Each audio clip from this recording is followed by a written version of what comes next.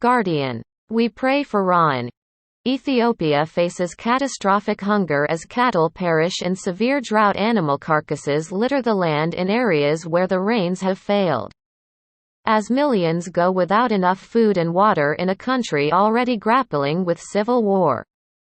Mulugeta Ayin in Jihiga and Lizzie Davies, Sunday 30 January 2022, 7:30 Greenwich Mean Time. The circumference of Nemo Abdi's upper arm measures just 12 centimeters and, while the number means nothing to her, it does to the health workers treating her. Nemo, too, like so many children in the arid lowlands of Ethiopia, is suffering from malnutrition. We have been affected by the drought, says her mother. Shems Dyer, looking anxiously on. We don't have milk to give to the children. My child is sick due to lack of food. And this happened because of the drought. Our cattle have been harmed by the drought. We have lost so many. We pray to Allah for rain. In a country already grappling with humanitarian strife brought on by civil war, aid workers and local officials say that another crisis is slowly unfolding. As severe drought plagues much of southern and northeastern Ethiopia. By mid-March, it is estimated that more than 6.8 million people in the affected regions are expected to be in urgent need of humanitarian assistance. According to UNICEF, almost 850,000 children in those areas will be severely malnourished this year due to a combination of drought, conflict and economic downturn. We have had the failure of 3 consecutive rainy seasons, says Gianfranco Rotiliano, UNICEF's country director. If in April the rain comes, things will get better. But, if not, then we will have something that is comparable to what we saw in 1999 or 1993–94. Those years brought drought-provoked crises to Ethiopia that saw millions go hungry, and some die from starvation. We lost many cattle. Who knows, people may also die next. I haven't seen such a drought before. Zainab Wali now, to help get essential supplies to those who most need them.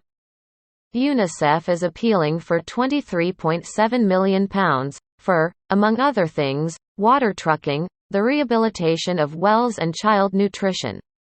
If that money isn't raised, Rotiliano warns, as they say in West Africa, "Ce sera la catastrophe," it will be a disaster.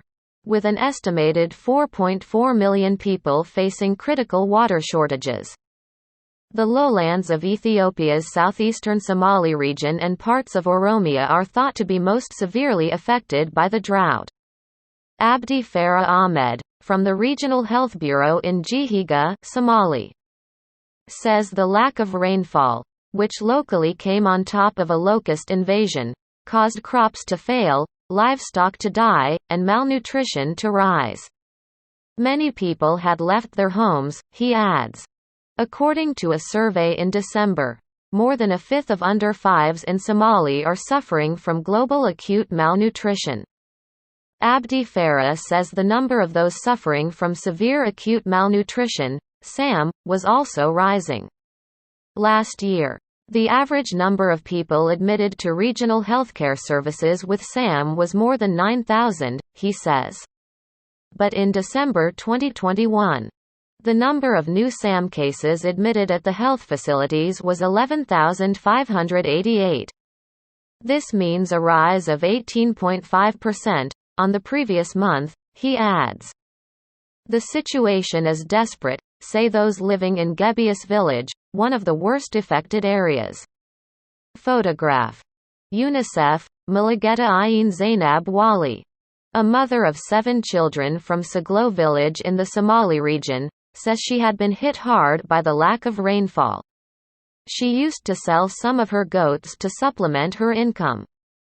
But she lost almost half of them to the drought. We depend on our cattle. We lost many of them. Who knows, people may also die next. I haven't seen such a drought before. 5 years ago, there was drought in our area, but at least we had food. But now we don't have enough food for our family, she says. She is far from the only one to have suffered the loss of livestock. The land of Saglo is strewn with the carcasses of animals who died in the drought. Cows, sheep, goats, camels and donkeys have perished, and their owners are struggling to survive in their absence. The situation is desperate, says Ais Muhammad, a mother of 5 from Gebius village in Somali, who has lost 20 cows and 80 goats and sheep to the drought. Goats and sheep do not make it. For the cows, there is still some hope if we get fodder soon.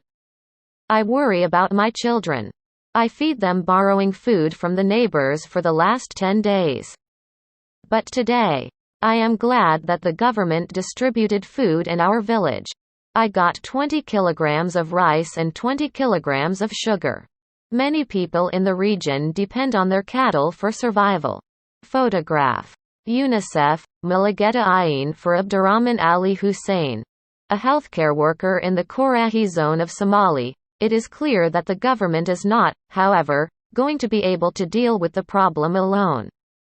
The drought is also affecting parts of the southern nations, nationalities, and peoples region in the country's southwest, and afar in the northeast.